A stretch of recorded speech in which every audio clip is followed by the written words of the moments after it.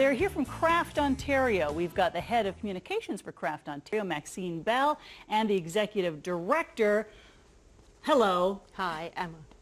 Emma Quin. There we go. All right. So you wanted to clear up maybe some misconceptions about crafting. Is that right?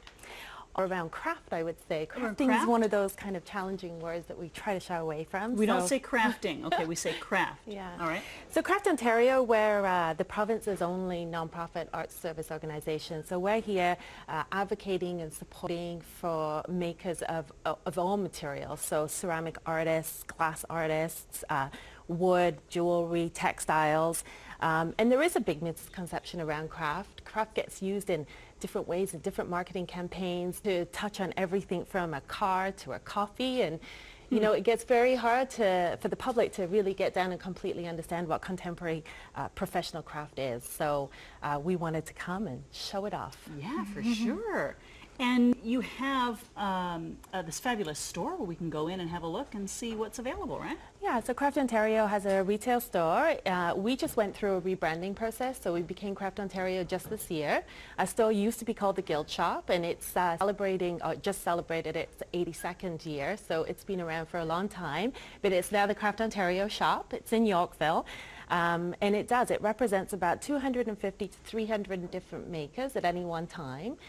In addition to the shop, we also have a gallery on Quin Street, and we publish a magazine about craft at the national level.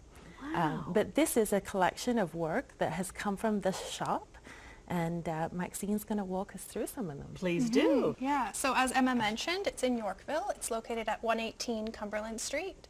And we've brought sort of a mix of different materials today. I think I'll start with maybe what we're wearing. Oh, yeah, you should. I'm wearing a silk digitally printed scarf by Anu Reina. And this is actually a Toronto skyline scarf. So if I could unravel it, it would show off the CN Tower sort of skyline. Emma's wearing Patricia Zwerzinska necklace, which is oxidized sterling silver. Isn't that gorgeous? With gold leaf details, and as well Annie tongue earrings, which are also oxidized silver. Wow. Can you just pull your hair back so we can have a look? Yeah, there we go.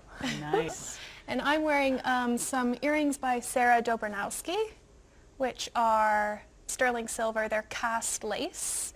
Wow. So she casts the lace. Yeah. So she casts different lace from her collection, and then in sterling silver, and she makes a variety of pieces, necklaces, earrings. So by casting, you mean she makes a make mold of actual lace? Yes, and then pours, the molten sterling in it. A few of these glass pieces, this is by June Pham, who is... Can you just lift it up a little bit? I don't want to touch it. So it's engraved glass on a diamond wheel. And she has been a member for many years. So to sell in the shop, you have to be a member of Craft Ontario.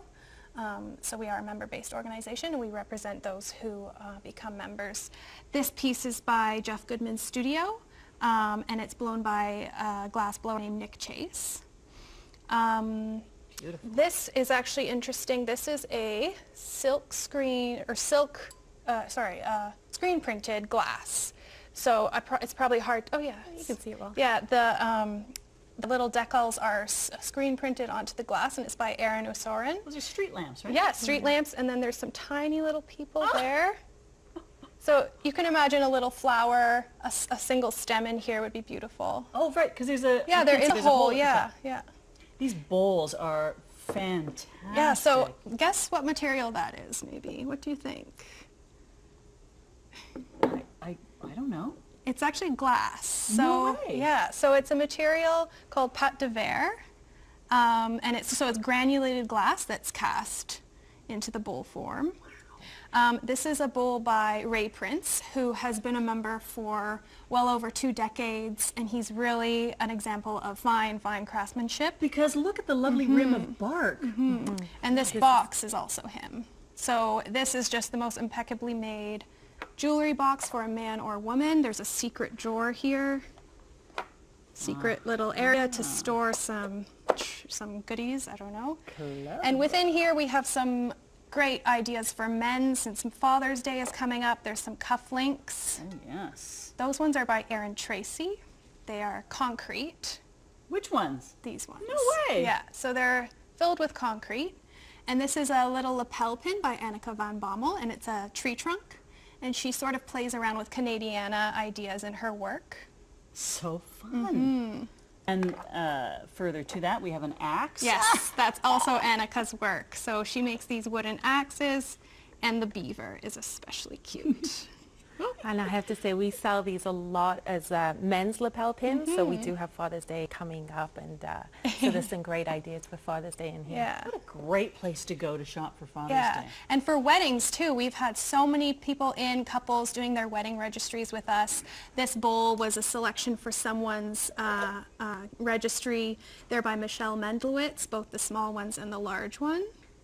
And she has a lot of fun. You can see the painterly aspect of the glazes that she uses. It's very colorful. She lets them really drip down the form. Wow. And another ceramic sort of collection that's in the shop right now is Philippa Pimentel.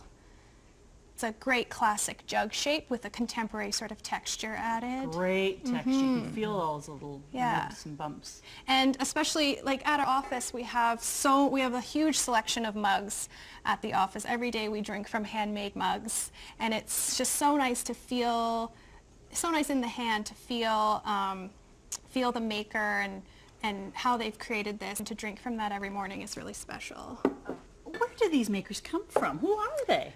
Well, we have about 1,300 members as part of Craft Ontario, but there's thousands more makers in the province.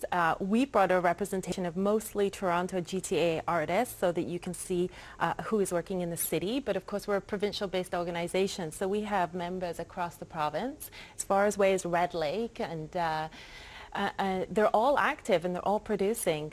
There's multiple educational institutions in the city that are training and in the province.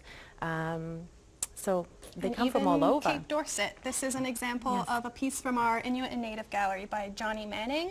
Which is an important part of your yeah. shop, right? Yeah. We carry many carvings and prints from renowned Inuit and Native artists, as well as the Cape Dorset collection, which is an annual collection of prints. We actually have... Yeah, he's dancing. He's a little tip. Yeah. Polar bears are endangered. So. So it's actually the oldest Inuit and Native dealer in the city of Toronto. So we're really proud to have that as part of the shop. We've got to check you guys out. So we can we check you out online and also go to the shop. What's the address again? 118 Cumberland Street. There you go. In Thank you Yorkville. both for being here. Really appreciate Thanks for it. having us. Thank you. We'll be right back discussing the Marathon of Sport.